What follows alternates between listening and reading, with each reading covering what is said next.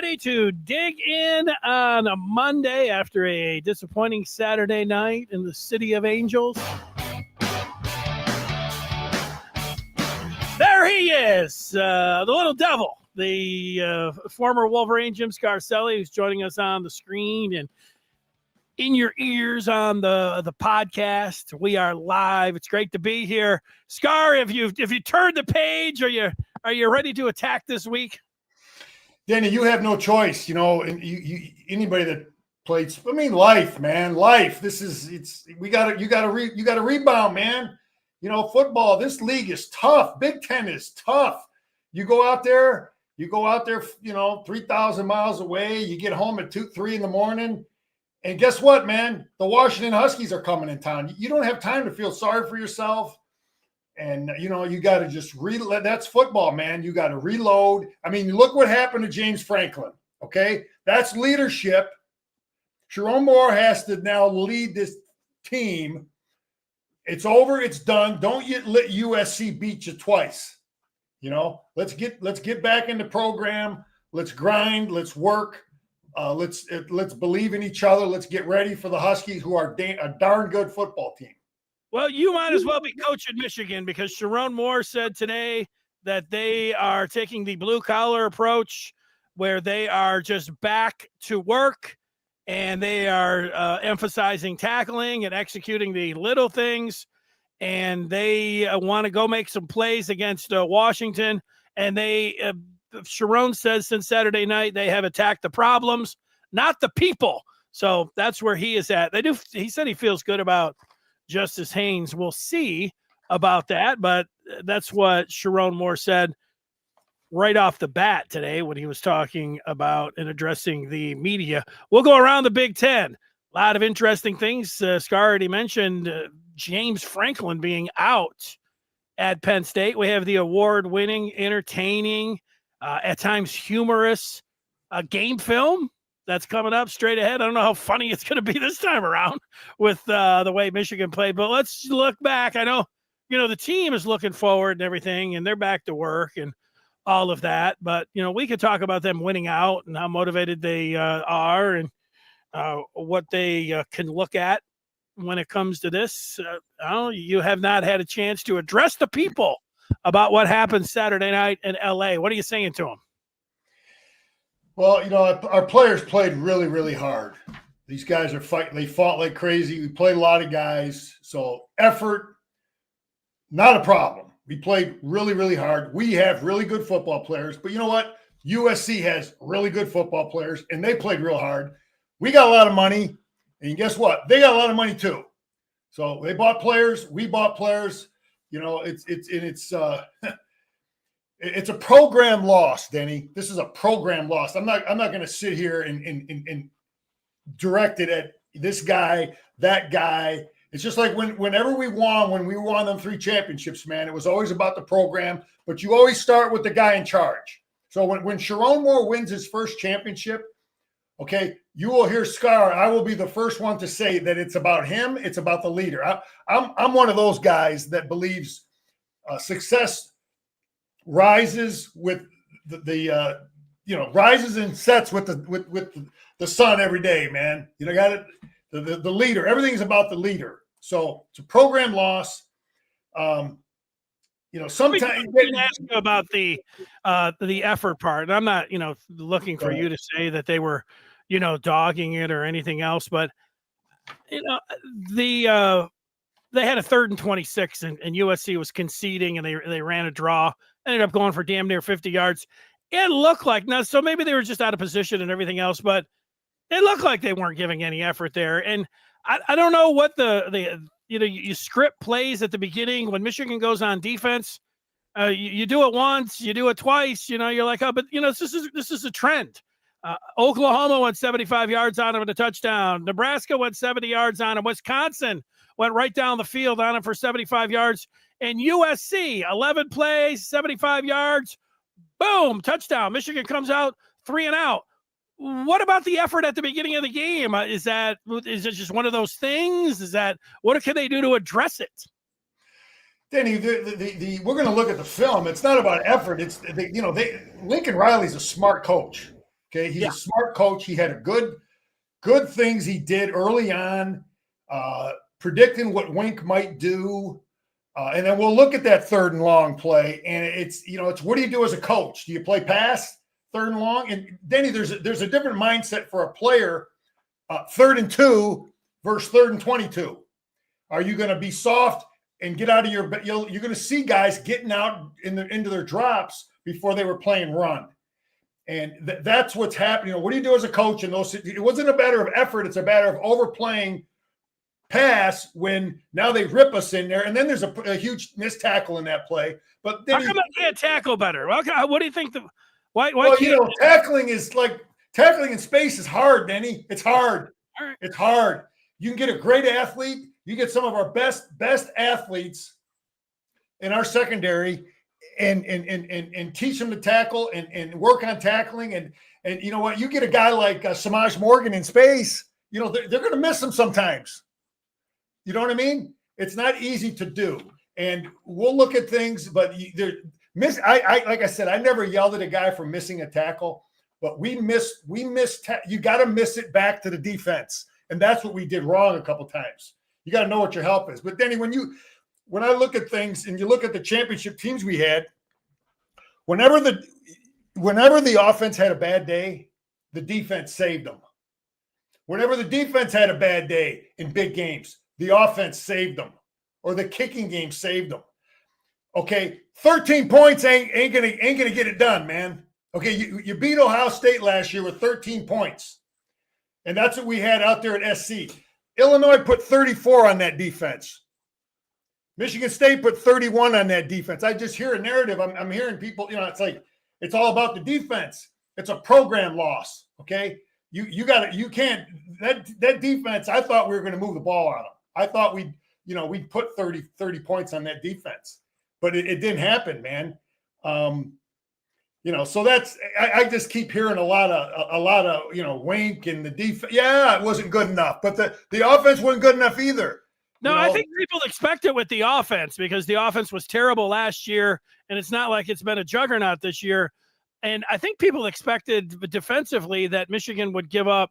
Lincoln Riley knows how to scheme up a thing or two, and he's had great success with quarterbacks, obviously, all of that. I think people thought that they would be able to make hay in the passing game, but it was the running game, and it was the backups, and it was guys just going for 47 yards, going for 48 yards, going, the second string guy, the third string guy. And, that one, your head's spinning. I think I'm looking at it like this. And, I understand everybody being completely disappointed about, what went down on Saturday night, but we are transitioning towards more of it being like the NFL. You look at the coaches getting fired left and right now.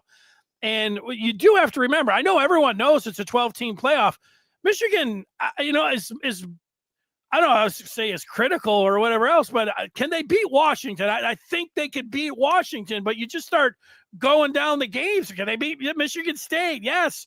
The teams that they're playing, I think that they should be able to run the table until Ohio State. And I don't know, is that, you got Clay saying, now's not the time for rah-rah, but does that sound rah-rah to you, Scar, talking about running the table? Well, listen, man, I said going to SC would be every bit as tough as beating Ohio State at home. I said that at the beginning of the year. Yes, you did. And it was. And Washington is 5-1, Denny. They're a damn good football team. I got a good scouting report on them, and I want to finish up with SC. And then Michigan State is they're capable. The quarterback he'll take a crap at times, just like the Washington kid. They're both athletic freaks, but they will make a mistake at times, and you hope you're the guy playing them when they make the dumb mistake. Sharon Moore kept talking about execution though in this game. He talked about how USC executed. Yes. Talking about their offense. Did you hear it? That word came out like many, many times. And yes, he talked about executing again today.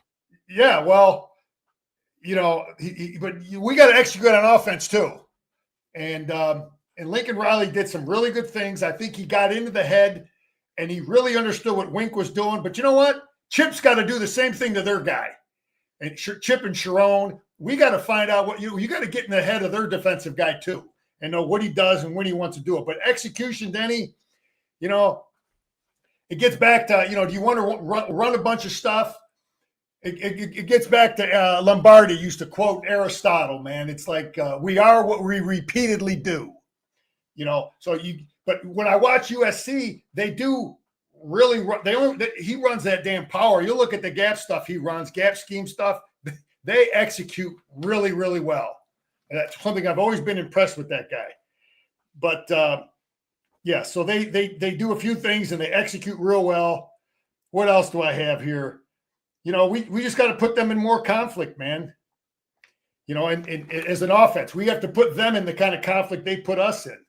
You know, he had a lot of QB runs. He had screens. He had wink wheeling at times schematically. He had our players wheeling. He got them off balance at the beginning of the game with the screen, the first play of the game. What do you do against wink? We haven't seen it much this year.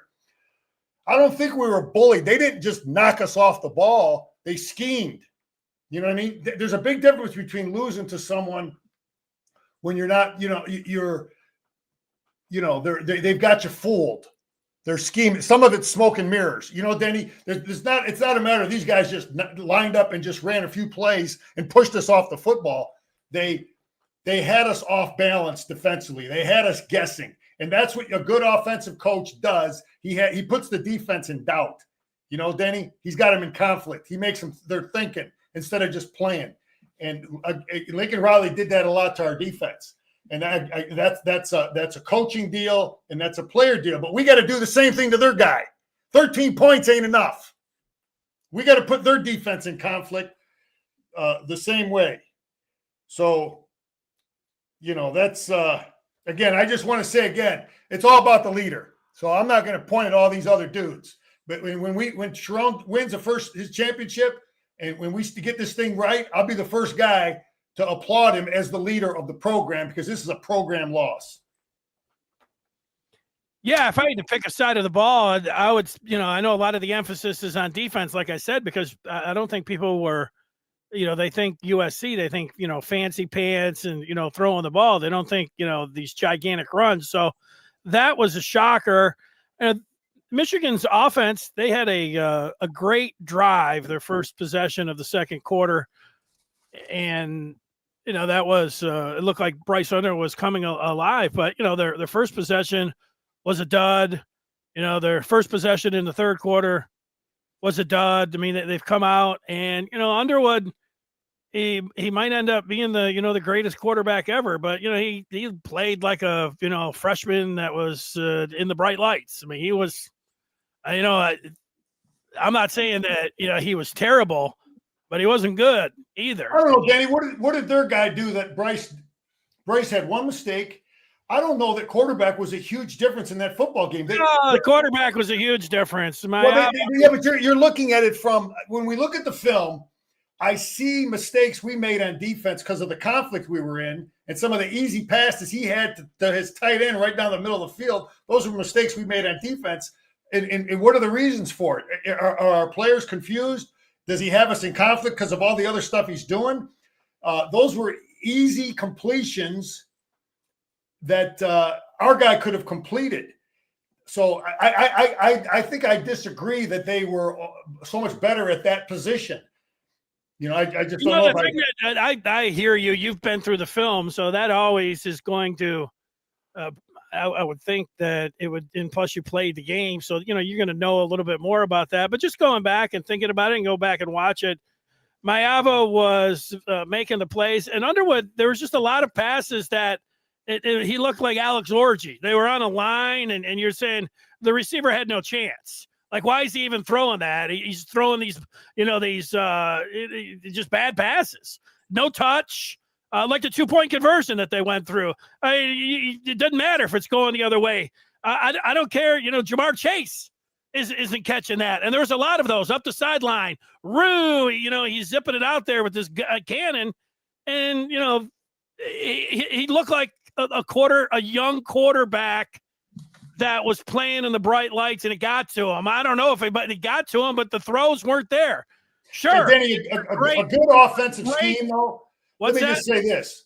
A good offensive coordinator, a good offensive scheme, a guy that's out coaching a defensive guy, you know what they do? Because I've been that guy in defense who got shell shocked from great scheme where they got you confused, they got you off balance. They do things to help your offensive line, to help your, to help your receivers. They confuse the defense. So you'll see our second touchdown. We put their defense in a bind. I'll give Chip credit for that. Okay. We need to do more of that. That was a simple pass. They're in two deep coverage, and we ran a good scheme to put that safety in conflict. And those are the things you have to do more of to help your quarterback. And, it isn't just so much, he threw the first play of the game. He's down the sideline and he's covered and it's not a great pass. Well, okay, let's do more stuff to confuse them. Let's do more stuff to give them easy passes. All of that. The most important thing, and I was a coach for all those years and everything else. But when I watch a quarterback play, the number one thing I want is a quarterback that can stand in the pocket and deliver the ball. All of this other stuff, running around, throwing it from your belt, and all this stuff. Those things are nice, escapability and all that. But the number one thing I want from a quarterback is to be able to stand in the pocket and deliver the ball. I didn't see Underwood doing a great job at that on Saturday. I don't know if Michigan's if Lindsey and Moore are I don't want to say scared. That doesn't say, are they reluctant to have him use the whole field because they're worried about him throwing interceptions? Because most of the stuff seems like it's to the outside. And then when it came to the running game, I think everybody thought that Michigan would be able to bully them in the running game. Now, they didn't come out that. I didn't think that for 1 minute. I thought by watching Illinois push them all around. You know why they pushed them around, Denny? Their defense was in conflict because that offensive coordinator was freaking brilliant for Illinois. It wasn't just a matter, it wasn't just a matter that Illinois just lined up in some vanilla stuff and just said, knock them off the ball. Knock them off the ball. No, that's not what they did. They had that defense's head spinning. The guy at Illinois is a damn good offensive coordinator. They were running all kinds of stuff. They had them spinning, formations, personnel groupings, different stuff, crazy formations, shuffle pass, boot pass, roll out, all kinds of stuff that gets the defense wheeling. And anyway, we just need to do more of that to help our players out. So I think they think Bryce is better on the move. Maybe he's not the guy that can just sit and drop back. I totally agree with you. The number one thing I want from a quarterback is to be an accurate passer, period. Yeah. But I guess the one thing I'm saying, Denny, is we have to help them with scheme and BS, the same thing that Lincoln Riley did to our defensive coaches. All right. How about talent? You think there's Thomas talking about talent is down? I don't feel that way. I mean, if you're talking about Graham and Grant, 2 first-round picks, and Josiah Stewart, and that the offensive line, I don't know, that's a lot. The offensive line is not impressive. We've seen an impressive offensive line 3 out of the last 4 years. Some of the best offensive line play in the country. And so, yeah, you compare those offensive lines to this offensive line that doesn't measure up. I happen to think the guys inside, Benny and Williams, those guys have been pretty good. So are they Graham and Grant? I don't know who is. Yeah, Graham and Grant. I don't know. I think we have 4. I think we have 4 real good ones in there. We don't have Mason Graham. He's a first-round pick in Kenny Grant, but we're real close. We have 4 good ones that roll in there. I think there's a drop off when Eno Eto goes in there. He's I just trying to be real about it, but the other 4 are respectable. But I don't see a drop off in overall talent on this football team. No, I don't. How about Wink? Catching some criticism today. Blitzing too much. Well, again, I just think you gotta.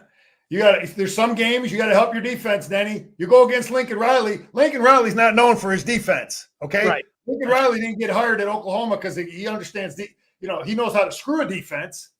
Okay, but again, Illinois put 34 on that defense. Michigan State put 31 on that defense. So you better score some points. It's one of them games. If I'm coaching over there, I'm going to need points. I'm going to need points because the guy scores points. He's got a quarterback. He's got a good scheme. He's got receivers. Now, again, we didn't see his best running back, but it's one of them games we needed help. They need to win a championship. Like I said, you got to help each other some days. Yeah, so they look like they didn't have a chance in that game the way they got beat up. So the tackling. What if they were going back and playing this game again? Would Michigan have a chance, or what would the difference be? What would Michigan try to do? We played them at a neutral site. There's two plays in that game that are just huge. The touchdown at the end of the half. What a freak play! We got the guy covered. I mean, Wink had a decent defense called there. You got a kid. An unbelievable throw, unbelievable catch. And then the 3rd and 25 play. Those were crushers. You know what I mean? We're down. It's 14-7. We get them stopped 3rd and 20, whatever the hell it was, and we don't get them stopped there. So yeah, that was a mentally crushing game, Danny. This is the kind of game where the talent is damn near equal. And it comes down to coaching and making plays. Who's going to give their players an advantage? Which players are going to make plays? And our players, their guy made that freak catch at the end of the half. Okay, their guy did. Yeah. Our guy was all over him, man. He had a good Wink had a good plan there. He's got 2 deep coverage, man coverage. And the kid makes a throw and a catch. And we needed to have guys on our team do that. It didn't happen. Let me ask you before we go around the Big Ten. There's a lot of talk about this during the game, after the game. Watching the Lions, the Lion fans, actually all 31 teams think that the Chiefs, are get calls on purpose, from Roger Goodell's like sending some kind of edict down. But there's a lot of Michigan fans that feels like there is a Stallions backlash or a Burgergate /Stallions backlash with the officials, and that whether it's conscious or subconscious, Michigan's getting screwed by the officials. They have the least amount of penalties, called against them. There was at least 3 or 4 that you can look at, big plays, real big plays in this game where you're like, what's going on here? Now, I'll just let you answer that. I mean, I can give my opinion, but I'll ask you. I mean, you're objective. You haven't brought it up, but Sharon was asked about it, and he says, he's not making any excuses and, things like that even out. That's kind of what he said. What do you say? I mean, that's the assumption is that the referees are on the take. That's the assumption. Somebody's paying them. I don't know that there's a backlash because Michigan got away. I understand.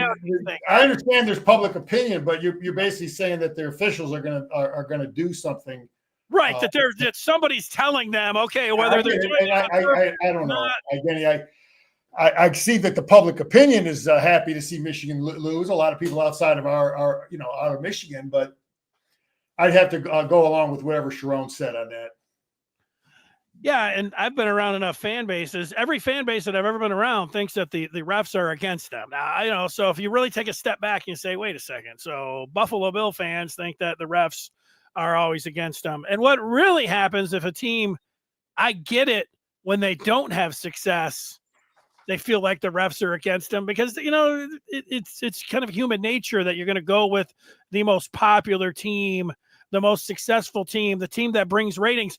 Those are all things that I would indicate over the years that I think Michigan may have. People don't want to hear that Michigan may subconsciously actually get the calls because they are the blue blood.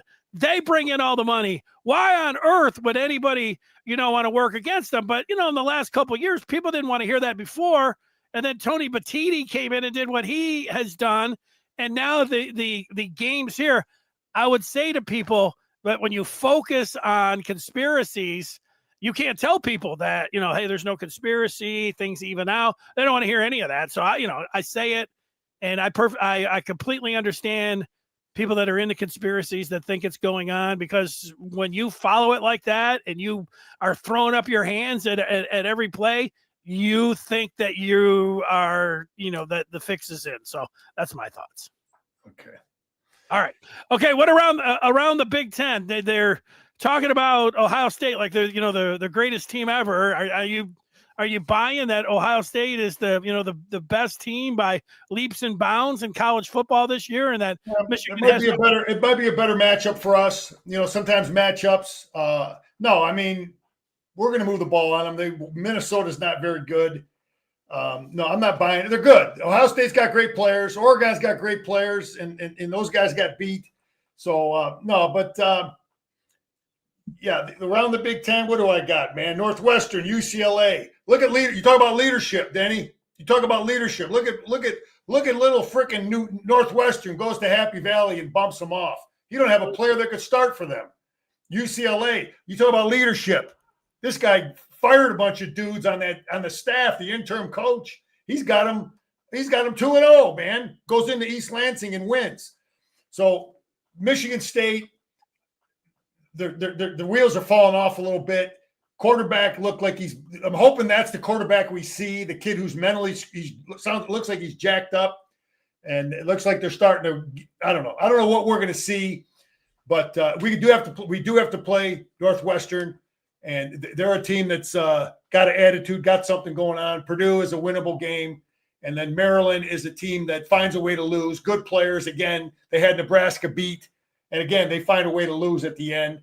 But, you look at Indiana going out to Oregon, man. The guys, Denny, you got to get your coaching staff right. And what's good about college football now, if you don't get it right one year with your quarterback and your players, blah, blah, blah, guess what? You can throw 60 of them dudes out and bring 60 more in, man. And just bring the right ones in. And the guy at Indiana has done it now 2 years in a row. Yeah. So it's possible it's not like you're stuck with a guy for 4 years like when I played. You know what I mean? If you made a mistake in recruiting, forget it, man. You go steal somebody else's guy. Yeah, well, that's the good and the bad. The Cignetti effect. I mean, he's awesome, and if somebody's going to lay $100 million on him or whatever else, but.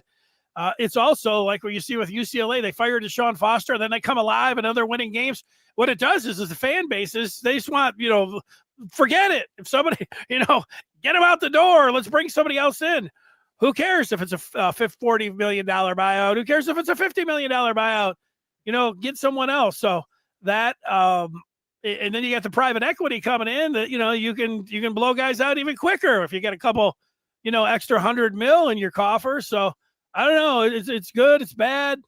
It's going wild. That part, the money part is wild. That's why when, it came down when the whole Stallions thing in Michigan had to pay $20, I was like, I was thinking that was chump change compared to, the buyouts that we saw for Jimbo Fisher and a buyout now that we see for James Franklin, upwards of, close to 50 million. It's like, well, 20 million's a drop of the bucket. Somebody, speaking of drop of the bucket, we Courtney has dropped a bag on us. So let's just get his thoughts up here. Well, you're going to drop a bag. We're going to get your question over there to Scar. Courtney, go ahead. Wink is all over the place defensively. I mean, I think Lincoln Riley, though, and you don't always know if he's going to be heavy blitz. Sometimes he does a lot of different things. Okay, but Lincoln Riley. I almost, it's like, God, I was wondering if they knew what the hell we were doing. If they're seeing a tell, then sometimes you can see a tell by certain personnel in the game, certain stances, and he's calling screen the first play of the game. They call, it's like, how do you know some of this stuff? But it gets you off balance. Some of the play calling was really good for USC to get us off balance. And I've had Danny, you want to win in the Big Ten as a coach? You better have your scheme right every damn week, and you better have your players mentally ready to play every damn week. Those two things you better do as a coach. James Franklin didn't get that done. He didn't have his team ready after he let Oregon beat him 2 more weeks. He didn't have his scheme right. He didn't have his players ready to play mentally. So Sharon's got to, if you play in the Big Ten, man, anybody can beat anybody if you don't have your stuff right. So I don't know if I answered that question, but for those that are listening on the pod and they can't see Courtney's question, he says OCs love seeing blitz happy teams. We always dictate the games protecting the ball and fundamental D. They ran screens and draws, and he says Wink is outdated. There are a lot of criticism during the game that Michigan was giving way too much cushion to the wide receivers. Obviously that's part of the scheme. You don't want to get up and get your hands on them. You can get the ball thrown over your head, but And people point out that Michigan's got these young corners. I mean, Barry and Hill are not young corners. I mean, they got some young guys behind them, but I don't know.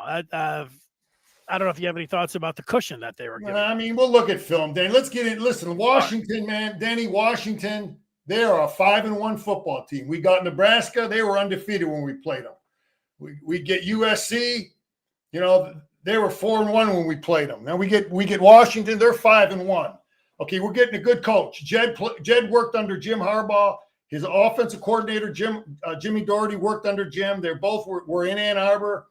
They're good coaches, man. He went and built a program at Arizona. Jed Fish, a good coach. He was not born on third base. He is a proven guy, and he's building something in Washington. He's got a hell of a quarterback. Wink's going to have his hand full. A lot of stuff. Fast little quarterback. We're going to go against Kyler Murray is what we're going to go against, Denny. This dude is good. Williams. Kyler, we're going to – no, I know his name, but that's what we're going to see is a Kyler Murray type kid. Yeah. You know what I mean? Yeah. Fast, athletic, tough.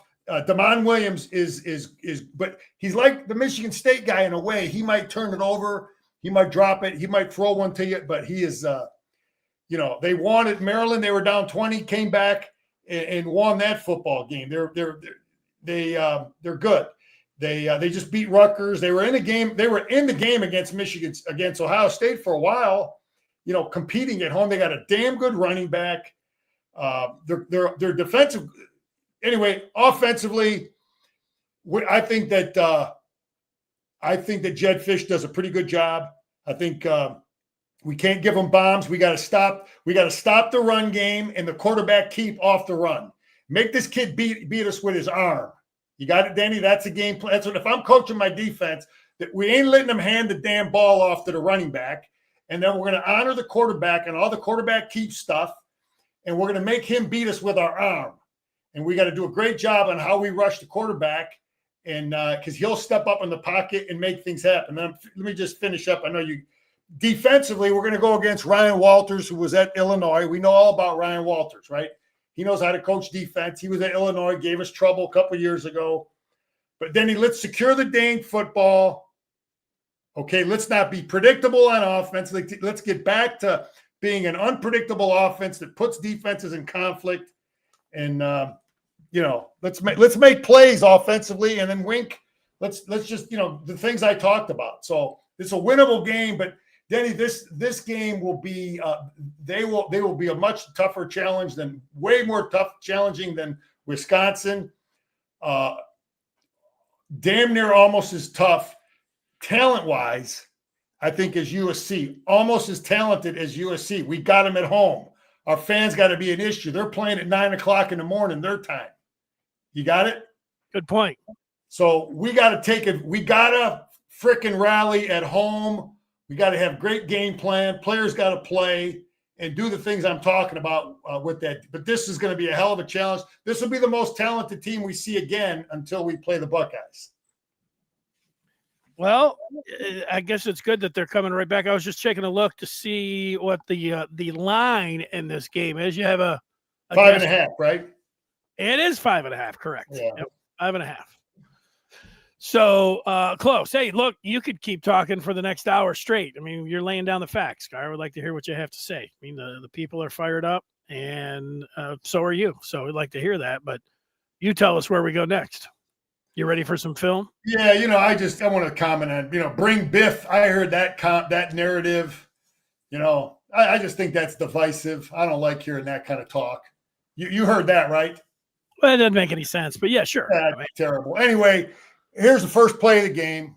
Well, let me tell everyone, Scar, that we've got quick cut video on analytics, and that's so you can go out there and be the Scar of the telestrator, your place to store, share, and analyze game film. It's quick cut video and analytics. That's what it's all about, and that's why we're getting into it right now. And now here you go.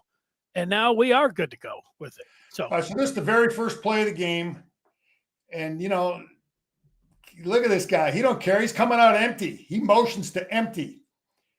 And we run this same kind of play, but he's motioning to 4 dudes over here. So we were in a 5-1 look, which is an okay set against this personnel group, but he splits out his 2 tight ends. He's got a tight end here and he got a tight end here. So we're matching personnel based on their personnel, and he comes out and shifts. Again, this is like scheming stuff, man. And he runs a screen, and so they end up with 4 dudes over here. Okay, we got 3, and I think we put too much defense out there with the 4 dudes. I don't like how we adjust here, Denny. We really have. You see how Hausman is running out here? Yeah. I mean, we really got nothing in the middle of the field now. Nothing, no defense there, and they just run like a little screen, little delay, and there's in Hausman, there's nothing there. It's a schematic weakness of what we're doing there on defense. Well, if Hausman stays home, they probably throw it to that wide guy, right? I get it, but this is the guessing game. And Wink, Wink went with the 5-1 to start out. I thought maybe, and these are the things you think about as a coach. Okay, if I have this personnel grouping in and they come out in this formation and they motion here, maybe we drop him. And Wink has done that. And let's just rush 4. You follow me? Yeah. Now we have that covered, but it didn't happen. And I don't know if they saw this formation, if they saw this adjustment, or they saw that with this personnel. But those are the things I'm thinking about as a defensive coach. How do I defend 4 and 1? You know what I mean? There's 4 dudes over here. There's 4 dudes out there. So, what's the answer? And that's what you have to have as a defensive coach to their formation and what the hell they want to do from those formations. I'm not making excuses for the guy, but it's not good. Okay, what's this? Well, I got these 2 guys circled. This is their first drive. Yeah, I just got why they fired Moss. Okay, let's look at this. Danny, I question. I'm going to look at I question how we teach this. Is everybody runs this damn play? We run this. Yeah. Okay. And we had a scheme that we did 40 years ago against Auburn, and it all applies. It's all about defending option, and it's the same technique. USC did it against us. Okay, I'm watching how we teach this, and I think we over-penetrate. We make it easy for the quarterback. So I'm watching more here. Okay, you see the line of scrimmage is here? The way I was coached and the way I coach this is we sit at the line of scrimmage. Anyway, this is why I think he got rid of Miller Moss. I think he wants a quarterback that can run, because when you have a quarterback that can run, this little run play here is a lot more effective. Okay, we've covered that, why the defense has to honor the quarterback run. This is why Lincoln Riley got rid of Miller Moss last year after we played him. But let's get back to this technique that I think is I don't agree with how we coach it. But he's so far upfield that the way I coached it and the way I played it is we would sit right at the line of scrimmage here. Yeah. Okay, so you're reading the mesh point. Okay, we got him 2 yards upfield. So if the ball is handed to the back, you're reading the mesh point. Visualize if he was right here. Okay, and they give the ball to the back, and he just sits right here. He could squeeze on that dive and help out on it. Do you agree with that? It's easier to do from there than from here than here. If the quarterback keeps it, he can, from this position, he can get out and try to help on the quarterback. Anyway, the way we coach it, I don't really like it. Our 3 technique is getting waxed. This dude's getting hammered. We put the safety has to make this play. And number 7's a hell of a tackler, man. This dude, that's just a good tackle. He's a good player, man. But it's too much, man. And I'm talking about scheme there. So people that are watching the film, I'm just talking about some things that we have to, that I thought about as a player and coach. Let's watch this here. Again, the mesh point. Look how far upfield he is, reading the mesh point. And now the quarterback kept it, and we got nothing. I mean, he accomplished nothing. I'm not going to yell at the kid, Danny, but look at TJ Guy, okay? Okay, is he going to help on the dive or is he going to help on the quarterback? He doesn't do either. And I'm not blaming the kid. I want to know how the hell are we teaching this? He doesn't do either. He doesn't help on the if this guy had the ball, he's not going to help on that. And if the quarterback keeps it, he's not helping on it. So we're getting neither from him. Do you agree? Is he supposed to play an area, or is he supposed to play? The way I coached it, and again, these are fast dudes. Okay, yeah. And TJ Guy's a good athlete, but these are fast guys here. He should be staying on the line, is what you're saying. That's how I coached it. Okay, that's how I coached it. Sit right at the line of scrimmage, read this thing, read the mesh point, and then if he gives them the football, again, they got him 3 yards upfield, man. Coaches disagree, Denny. Coaches disagree all the time. In my coaching, I was talking to Dewar about this technique, and we were going back and forth on it. It happens, but it's too easy, man. You got to find a way to put that read in conflict.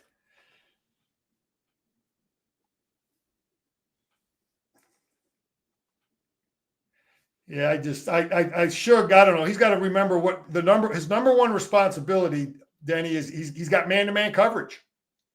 He's not going to stop the damn run play. You got to remember what your number one responsibility is. And Shug, he's got this dude man-to-man. That's your guy. If they run the football here or throw the bubble screen, that react late to that.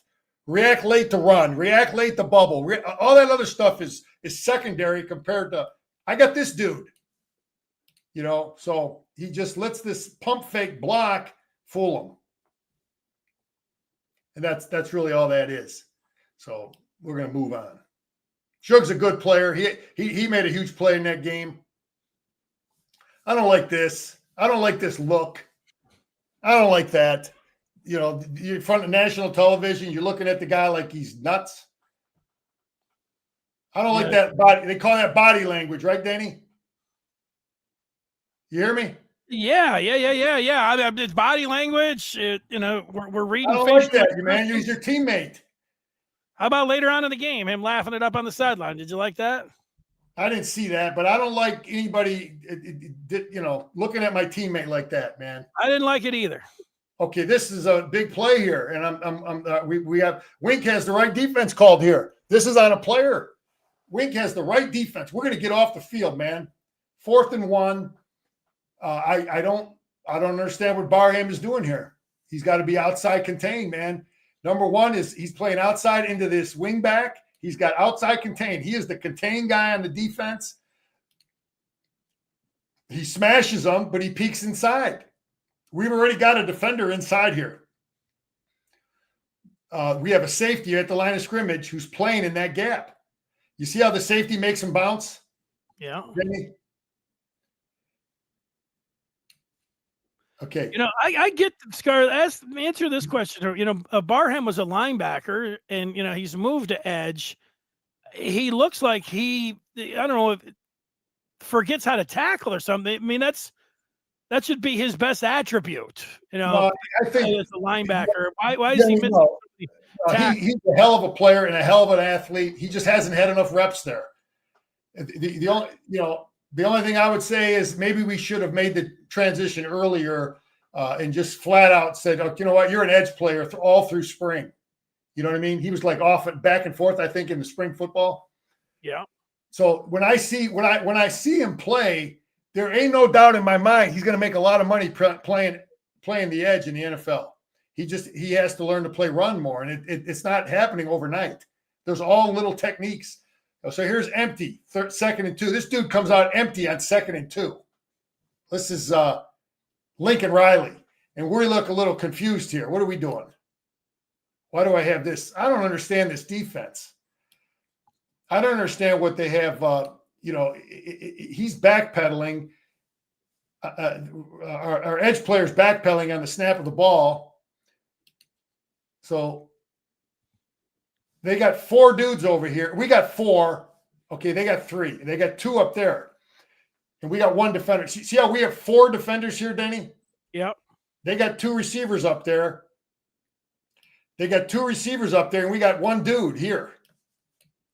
That doesn't seem right. That math ain't mathing. No. If that's the whole thing about, remember I told you adjustments are the number one thing in coaching defense?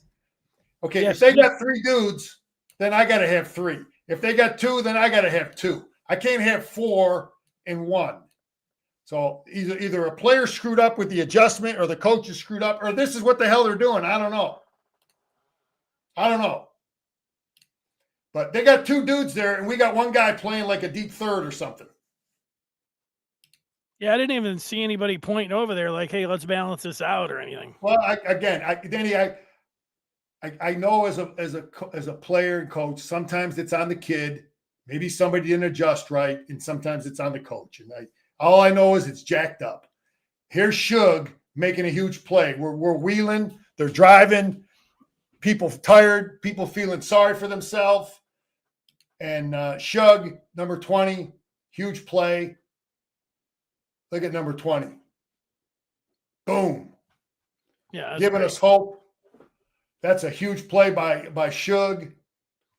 I always thought one of the most overrated things in football, Denny, is fumble recovery.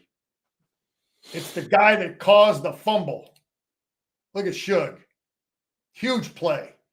Give us momentum. Give us hope. Great job. We got a chance. Now we got SC. We got them in a little bit of conflict. What they're doing. Look at how we rip them here with this adjustment, Denny. You know, we got to. This is good coaching on us, our part. You know, we're reading that mesh point, and they got nothing here. Just ripping them. We'll rip them all day if they line up like that every damn down out of that formation. Get for the ball. So we're trying to get for the ball. I can see already that's in the game plan. This kid's the real deal. He's you recruit guys, they're 4 or 5 star guys, and you don't know always. Well, that kid can play, man. Makes a catch there. Moving along. Okay, here's empty. What's it down in distance? 2nd and 6. What's our adjustment here? Let's see what we're doing. We got 3 here, and 2 dudes up here, right? Let's see how we adjust here with 3 and 2. What are they running? Okay, we balanced out better, right? Looks like we have we're pumped. You know, again, I am never going to be the guy to yell at Wink for trying to disguise and create confusion for the protection. And that's what we're doing. We got 6 guys close to the line of scrimmage, right? Right, Danny? You see 6 here?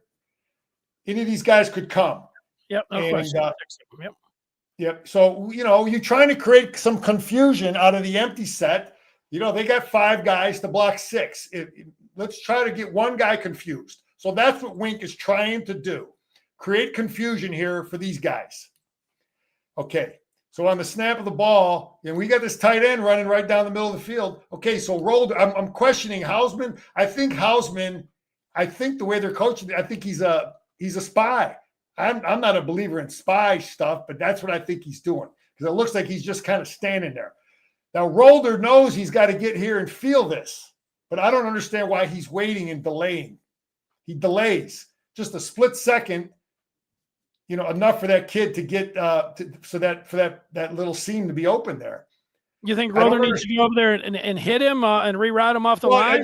I think if Rolder. If I'm playing this position, now again, I don't know how they're coaching them. Are they telling them to sit in the middle of the field? I don't know. But I would think if I'm playing there, I'm thinking about number 3. He's thinking about number 3. This guy's thinking about, when I say 2, the second receiver, however they're working their coverage. But I think Rolder just needs to get out of his break sooner and right on the snap of the ball. Right now, look at the tight end. Once he sees pass, I got to look at this dude. I got to feel him now and start squeezing earlier. He squeezes too late. He drifts over there, and then you feel me? Yeah. I think it's just a split second late, and I don't know what the hell he was doing. What's he seeing in the middle of the field? So, again, is that coaching? Is that playing? I don't know. How the hell are they coaching it? Did they rep it with the kid? Often I'm not yelling at a kid if I haven't repped it in practice. You know what I mean? Sure. So that's coaching. If you haven't repped something enough with a kid, you can't blame the kid. So what is this? So look how they coach this. Let's see how they coach this. Now they're getting penetration too. Oh, you know what they're doing? And this is the two things I would do, Denny, when I was coaching. And this is the same stuff with option from defending Auburn with Bo Jackson 40 years ago. I would give them two looks. This is how I would coach this. I would either sit at the line of scrimmage and read the mesh point, or I would smash the mesh point, try to really create conflict right on the snap of the ball. And this is what I think they're doing, because I think I've seen both of them from SC. So on the snap of the ball, this guy is coming and he's trying to get there. So you put that read in conflict for the quarterback. You know what I mean? Yeah. You want to try to make that read difficult, and then on the last second, maybe come off on the quarterback. And I think that's what they're doing here, because he looks like he comes off on the quarterback at the last second. You see that? Yeah. Anyway, we rip them, but that's how they're coaching it. Bryce made a good read. What is this? Oh, I like how Denny, I think they're listening to our podcast. Remember how I was yelling the other couple of weeks ago about not carrying out a fake? Yes, yeah. You wanted to make sure. Look at Bryce. Look at Bryce here. He ain't. Remember how he was looking and I was ripping on him? Look at this. Yeah. Watch this fake. You see that? This guy, he's drawing him over. All you got to take is 4 steps fast. That's it. 4 or 5 steps. So anyway, the little things matter, man.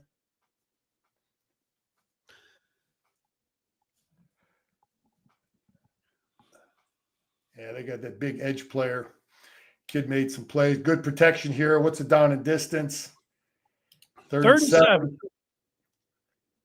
That's a good throw. Great catch. We got players, man. What are they doing here? Oh, this is how they're sitting. This is how I just talked about it, right? Look at how they're playing this. Let's watch this kid, Denny. All this stuff matters big time on whether you're going to get a contained player to help on the quarterback. See how look at the read of the mesh point. So he remember I said about sitting at the line of scrimmage. See how he's sitting at the line of scrimmage? Yep, that's what he's doing. He's reading the mesh point, but he's sitting at the line of scrimmage. All right, he's not overcommitting to try to tackle some dude he's not probably going to catch, but he's sitting in here reading it and try to help on the run. But once the quarterback pulls the football, he's going to try to get out here to contain the quarterback, and that's the conflict he's in. And he gets into a position. See how he's in a position at least he can contain the quarterback. You know what I mean? Yeah. Now we don't defend the pass real well, but I'm just looking at the little things that are important with coaching. So where are we at here? Second and 9. Yeah, good. We're screwing with them on that read here too. We blocked it differently. Now we block out here. We pick up their stunt, and again, it's all the same stuff. But that's good coaching that we figured out what they were doing. What is this? 1 back, 3 and 1. Oh, okay. This is a good call by Chip. Predetermined run. What's the down and distance? 2nd and 10. We block it well. This is good stuff. We need to do a lot of this, man. Make this guy, because Wink is going to see this against Washington. I guarantee you that. We got to make them deal with it too, man. Quarterback run, quarterback ISO. You just lead the back right through. Good luck defending that. Maybe we needed more of that stuff. And here's guys making plays, man. You want to win a game like this with equal talent. Good job by Bryce. Good job by McCullough. I don't understand this technique. Oh, we're losing contain here. Come on, man. Outside contain. Know who you're going against. That ain't Joe Flacco back there. You know what I mean? Yeah. Danny, this dude can run, man. Just think about what would have happened if we kept this ball inside the defense, if he contained. You got to feel this dude now. When you're taking on a tackle, you got to have out of the corner of your eye this other sniper over here. And he gets it's just not good. Then he ends up completing a pass. What's that down in deck 6, 2nd and 8? Those are simple things containing the quarterback. Now you're going to yell at Wink for that?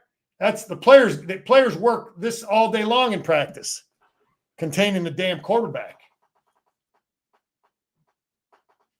So, anyway, screen versus wing. That used to be the first. This is the first team that we're seeing it more and more. We saw it a lot last year, and we haven't seen it much this year. You play Michigan, you're going to run a lot of screen, and this kid does a good job. What kind of coverage are we in? What's the down and distance? 1st and 10, he's running screen. So he's got the perfect. This is why I'm like, this guy's in our freaking playbook, man. It's like it couldn't be. We're bringing 5 dudes. You couldn't be in a worse defense. It's just so we got to defend screen. Yeah. This is a freak play, man. This was, we're 7-7. Okay, give him a field goal. This is about recruiting great players. This is about coaching them up, and you got to make plays in big games. I'm not yelling. If I'm coaching 27, I ain't yelling at him. He can't be any tighter on this guy. He anymore. He's going to have interference. So if I'm coaching that kid, I'm like, keep your head up, man. Let's get back in the huddle. If I'm coaching that kid, I don't know if I'm putting a true freshman on an island with that Lemon who they talk about being he's got help over the top. He's got help, safety help, and it's a perfect throw. It's a again. This is me and you disagreeing. That's coaching, man. All right. You know what I mean? You want to look at it again? I mean, we saw all the different angles on it, and his coverage he's right there, man. It's like if the ball is like thrown anywhere. That's a great throw. You're right about that. It's a great throw. It's a great catch. I mean, okay. I mean, again, I ain't beating that kid up. That's the defense that you want to put back there where you're giving 6, who's a great wide receiver, free run. He could have ducked what's inside. The down and distance? What I got to know the down and distance. How much time in the game? What are we at, man? Let's look at it. All right. Where are we at here? 18 seconds, 1 timeout left. 2nd and 1. Yeah, it's what are you thinking? 2nd and 1, 18 seconds, 1 timeout. And so you're questioning what? He's in a 2 deep. He's got man coverage with 2 deep underneath. It looks like these guys are manned up. Everybody's manned up. That they should be about at least 5 yards so they can get at least some hands on it right off the line of scrimmage. If not, it seems like it's a lot easier to. You more of a bump and run man guy. Well, I don't know. Is that something, or are you thinking, well, we're going to get beat? Is it easier to get beat for a touchdown? Yeah, people have different philosophies of man. Lester Hayes, bump and run right at the line of scrimmage. Yeah. He's off the ball because maybe they're still trying to disguise. That could be part of it. It could look like zone right now. They could be. It looks a little bit like zone. I mean, it could be. It could be 4 under, 3 deep. It could be. So part of it is disguising. It can be 4 under, 3 deep. That's what it could be. But we don't know that, and they don't know that on the snap of the ball. If we're in 3 deep right now, this ain't a touchdown. But we're in man with 2 deep. So we end up being. Yeah, it looked like a man with 2 deep, but it's. Anyway, we're definitely in man coverage. What is this? Okay, all right, here we go. This is the second biggest play in the game as far as I'm concerned. Because we're down to touchdown. We got them 3rd and long. They're going to be punting the damn football. And it's early in the 3rd quarter, and Wink has got 6 dudes up. What are you thinking? 3rd and is it 26 right now? What the hell was it? It says 3rd and 26. Okay, maybe they don't have it right. But anyway, so what are you thinking as a player? What are you thinking as a coach? Okay, if you bunker in and hammer in and sit down and play run, and then he's going to throw the ball over your head, or throw the ball for some intermediate stuff, you're going to yell at them that they threw the damn football on 3rd and 20, right? Yeah. Okay. So it's 3rd and 20. Well, I'm going to be thinking pass as a player. I'm going to be thinking pass as a coach. But I'm also, as a player, you also have to be able to instead of thinking run, instead of thinking, run to pass like you do on every other down. Now you're thinking pass to run is how I would think as a player. You know what I mean? Think pass and then react if it's a run. But so we got 6 dudes up here, and we're playing some type of a front to kind of confuse the protection is what it looks like, right? That Wink has done some of this. We're trying to confuse the front with 5 dudes standing, possibly 6 at the line of scrimmage to confuse them if it's a pass. Because again, 3rd and 20, you're thinking pass. Yes. So what ends up happening? On the snap of the ball, look at these 3 guys that I thought were, whatever. So right now on the snap of the ball, these 2 dudes, these 2 linebackers, they're not even honoring run. On the snap of the ball, they are backpedaling. These 2 linebackers. And you look at Moore, he's not really coming up hammering this guy thinking run. Okay, so there's the mesh point. These guys are backpedaling. If it was earlier down, they would have been reading run, and let's watch them after the mesh point. There's Rolder's still like in confusion, like he's still in doubt. He's still not in the play, and Rolder is key here, and he doesn't get in the picture, so he ends up getting blocked. But this is the biggest error of the play. Again, there's no shame in missing a tackle, but you got to miss it back to your help. And Hillman comes up here. Okay. Hillman is right here. The whole defense is counting on him to be a right shoulder tackle, to kick it back to Metcalf, to kick it back to Moore. If he does what he's supposed to do, they're going to pick up a few yards, and they're going to be tackled right here, and then they're going to pump the damn football. Yeah. You know what I mean? Yeah. Okay, but he doesn't do that. This is Hillman right here. I'm not asking him to make the damn tackle in space, but I am asking him to be right shoulder tackle, and he lets it outside the defense. Huge mistake. Look at it. We got him there. We got all this defense here. We would have killed this guy right here. He lets this 3rd string kid juke him and get outside the defense. So that's that play. A lot of people to blame. We're in man defense here. Yeah, I was looking at this wondering what the hell. We look so confused here.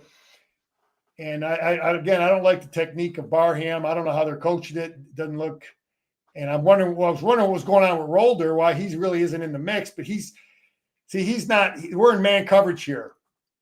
So he's looking at this tight end. And Denny, the disadvantage of man is he's not even seeing the mesh point. You follow me? Yeah. He has to cover this dude. So he doesn't see the mesh point. He doesn't know if it's a run or a pass. He doesn't know. All he knows is I got this guy. So this guy is running up the field. He still doesn't know it's a run. And I can't blame him because that's the weakness of man coverage. But Barham overpenetrates, which he's done often now. You see Barham here? Yeah. He gets too much penetration.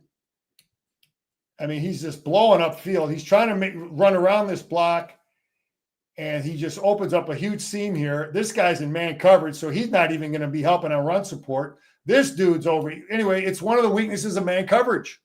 What's the down and distance? 2nd and 6. Looks like we're overplaying.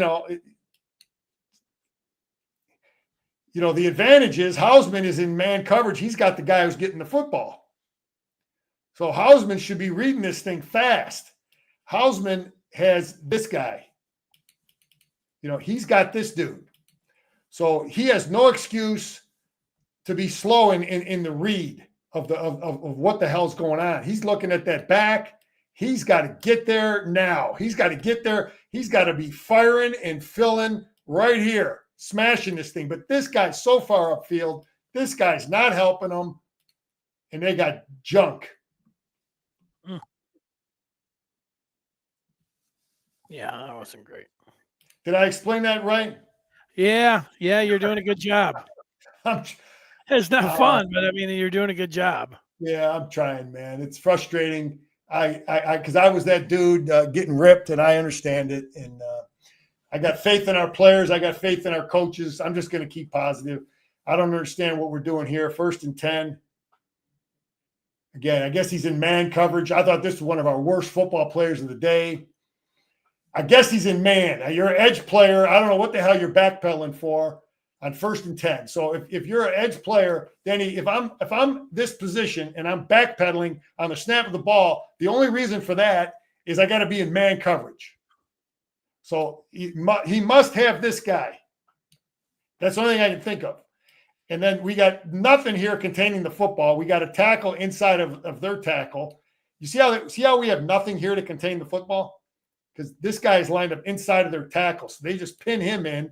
This dude's covering this guy. We got nothing out here to defend this play. Nothing. What the hell's going on here? Okay, so we got nothing out there. And they just rip us. And then I don't know what the hell he's going inside of this block for. It's the same thing as Hillman. Danny, right now, if you're a cornerback, the way you're coached is this. I want you to smash this dude. See if I can get him in the picture. I want you to smash this dude, just like playing defensive line, walk him back, but I want you outside leverage. I want that ball kicking back in here. That's how he's coached, and they work the hell out of that. I want you bench pressing this dude with be able to come off it, throw his body this way, throw your body this way, make the ball come back here. What does he do? He lets the ball outside the defense.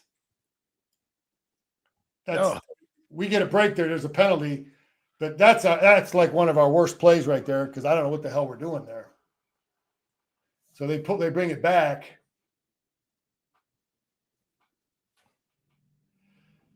Well, what's this? 3rd and 12. Why the hell are you losing contain again? You remember I told you about having your edge are so damn important, Danny? Yep. You lose contain, you got nothing. You got to have the quarterbacks contained. You put all these guys in a bind, man. All these dudes right here, they do not want to see this guy out here because all you're doing is screwing that secondary. Now he gets outside the defense. Now it's a whole nother deal. Still outside the defense. Now he can still make something happen. But we do a great job. The kid screwed up, and Barry makes a great play. But I don't like seeing the ball outside the defense.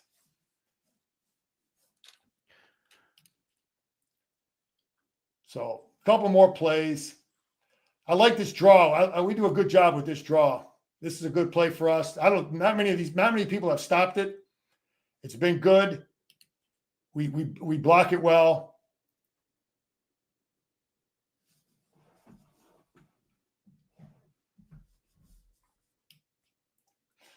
Marshall did a good job. Hopefully we'll get our other guy back. Haynes. Yeah. We get lucky here, Denny. You talk about Michigan getting cheated. This is a pass. Look where our left guard is. That's a break. Yeah. That's a break, man. I thought their officials were irrelevant in this game. It was the dudes from Troy. This guy's a good coach, man. Lincoln Riley's he's a good coach. He's a good offensive coach. No doubt about that. This is them now having problems defensively. This is us looking at what they're in, screwing them. We are in a one-back set. We got 2 and 2, tight end here. They're in a 2-deep coverage. And people do a lot of things. 5 under, 2 deep is what they're doing here. They're playing 5 under zone with 2 deep. So weaknesses are down the middle. When we do something good, we run 2 guys right at this safety. So right now we got 2 guys coming at that safety. You got it, Danny? We got conflict for that dude. See, he's in between them. Well, he's over here, but he had to come over here for a second, and now he misses the tackle. We got a guy that'll make a play, but we put the kid in a bind. I give him credit, because the kid's in a little bit of a bind because before the ball is thrown, he doesn't know if he's going to throw it here or if he's going to throw it here. This is a lot to ask in a 2-deep coverage, and we're doing the right thing to screw the 2-deep coverage. You follow me? Yeah. So give our coaches credit. And now we got a guy that's making a play, and their guy's not making a play. So give our coaches credit there. We know what they're in. We made them pay for being in what they were in, and we got players making plays. All right, Scar, can you stop it here? You're a math guy. You're liking when you see this live. You're like, okay, chart. I like the chart. I like the momentum. I like them. Oh, the 2-point play. Yeah, isn't that what this is? Yeah. Yeah. No, I don't understand it at all, Denny. I don't understand what he's thinking at all. Yeah, I didn't either. And these are the kind of throws that I saw from Underwood. A couple of these, like this guy had no chance, right? I don't understand that. I'll say this. I will say this. There's times in a game where I've coached where you are so confident that they are not going to stop a certain play that they haven't stopped all day that you might go outside of the little notebook that says when you're supposed to go for 2. I get that. Okay, but anyway, this play. Is this a back shoulder attempt? Is this supposed to be a jump ball? Like, what is it? You look at how they're lined up. What do they got? Yep. They got one dude over a good player for us, and they're lined up pretty decent. They got 4 guys there. We got 4 guys here. The ball placement is not good. Give our big tall receiver a chance. Right. Yeah, no, I get it. It's the whole thing. I mean, they wanted that. If you're going to sit around talking, we could be talking to Lincoln Riley or whatever. The best thing that you had there, you had your one-on-one matchup, and you're throwing. You like the quarterback and wide receiver so much that you're going 50-50, or you just think that you can get it. So, I mean, you're thinking it better be better than 50-50 if you're going for a 2-point conversion. It felt a little deflating after that. Yeah, it was poorly. It was not a very well thrown ball. What's the deal? We're down 11. The deal is they give it up another explosive play this drive. Yeah. Anyway, here's 4-1. They're coming out empty. And I don't like our adjustment again. So much of this game is, 4-1, 3-2, motioning from this and that and screwing with it. How are we adjusting? Are we locked in as a defense right now? Do we know exactly what we're doing? They got 4 dudes. They got 4 eligible receivers here, and what are we doing?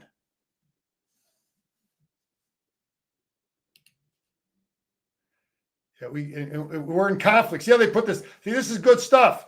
He runs this guy underneath and underneath Hausman and another guy over the top of Hausman.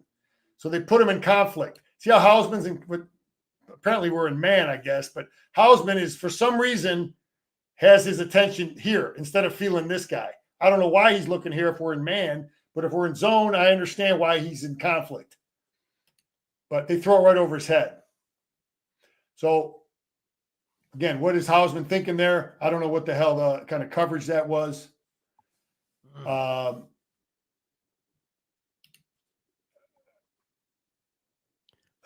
Yeah, this is on our on Williams, and I don't like Etta here either.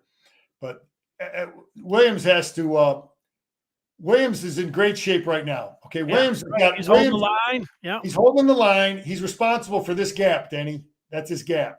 All right, that's his gap right now. He's punching. He's playing on their side of the line of scrimmage. It's 1st and 10. He's punching. He's playing, and why are you throwing the dude into the gap you're responsible for? Throw him here. Put your body here. You understand? He throws him the other way, and he runs because look, we're overcommitting because we got to get the ball back. So Wink has a defense called to try to get him stopped. He's overcommitting, but you got to play your gap.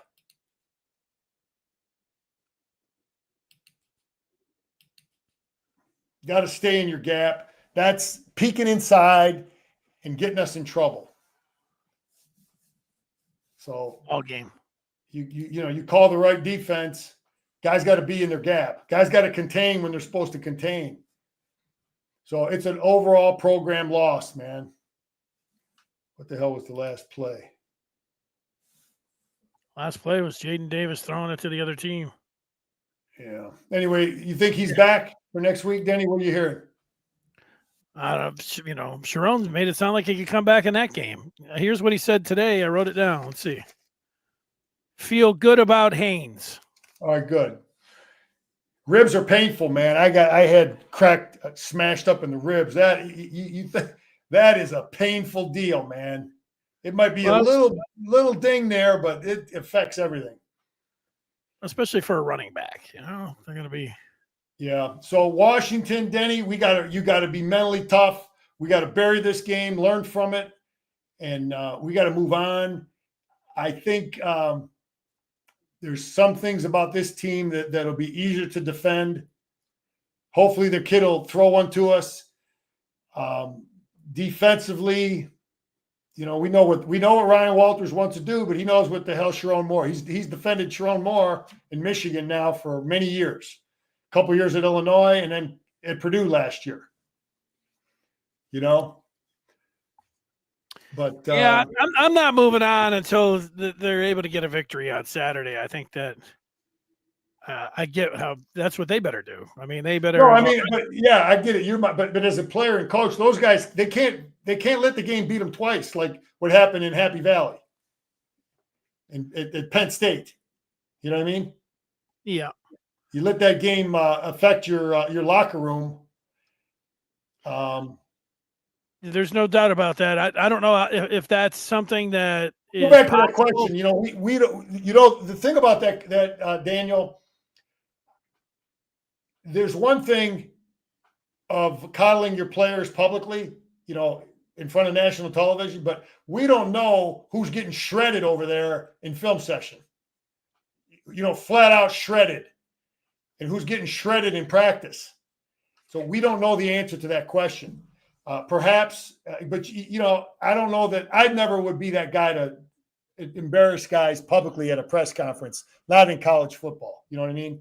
No. Well, Harbaugh was never that way. Sharon definitely isn't. I mean, today he said it. He's like, we're not going to attack the people. We're going to attack the problem. So that's a nice way of saying, look, you blow it. If it was Williams there and they're watching the film, you don't call him a big, dummy. You just say, hey, what were you thinking here? Probably what you were saying. You can't let him peek inside or whatever else. But hey, you put guys on the bench. You rip them in practice. You rip them at film. Like, what do you do? Whatever. But then you just put guys on the bench, and that's the greatest motivator. I think I want to ask you here, and we're got just a couple seconds or minutes here to go. It used to be in college football when you'd lose like this, you start thinking that the coaches need to be gone, that the program's in free fall, that, it's over, that these guys are going to be looking to jump ship and everything else. But it's more like the NFL. You look at what the Chiefs, how they played last year and some of the games and how many losses they had before. And you look at the line. I mean, is everybody giving up on the Lions? They were terrible in game one. And I don't know, they weren't terrible last night. They missed it a few plays early on. That was the difference. But they could still have a good year. Now, Michigan does. Yeah, Denny. We could be 9-2 going into the Buckeyes, man. 9-2. We'll be favored. We will be favored in every football game going into the Buckeyes coming in town. So let's just. We looked at that game. Let's get better. Let's stay united. Let's figure out what the hell we're doing. We need our crowd, man. Our crowd has to be a factor. They're traveling 9 a.m. for them. Let's have a plan. And, that's all I could say, man. I'm just. Yeah. And I think you're right. I think that, but I do think the fans, it's hard to get right back on your feet. The team's going to have to inspire them on Saturday. But I think if they beat Washington and obviously they go up and then beat Michigan State, people are going to feel like, okay, they really can be the team that can go, 9-2, and let's let it all hang out against Ohio State. But Yeah. You know, it's hard to ask the fans to jump right up and I get understand, behind them man. right now. I'm all three, man. I'm a fan, I'm a former player, and I'm a former coach. So You got a lot going on. You got a well, lot. I understand all three positions, and Yeah. I'm not happy. Hey, I'm not happy, but let's, there's a lot to be confident about. And hey, if you ever want some, I'm doing another podcast, Bleacher Brothers, Rob and Jim. We cover Big Ten football, and we make picks. You want money? You want winners? Yes. Bleacher Brothers, Rob and Jim. Check it out. Sounds good. Scar, great job. All good right, luck. Big D. It's all good, man. I'll see you in a couple weeks. There he is. Scar, the former player, coach, fan, and now you add handicapper to the there it is. Thanks for watching. Go Blue.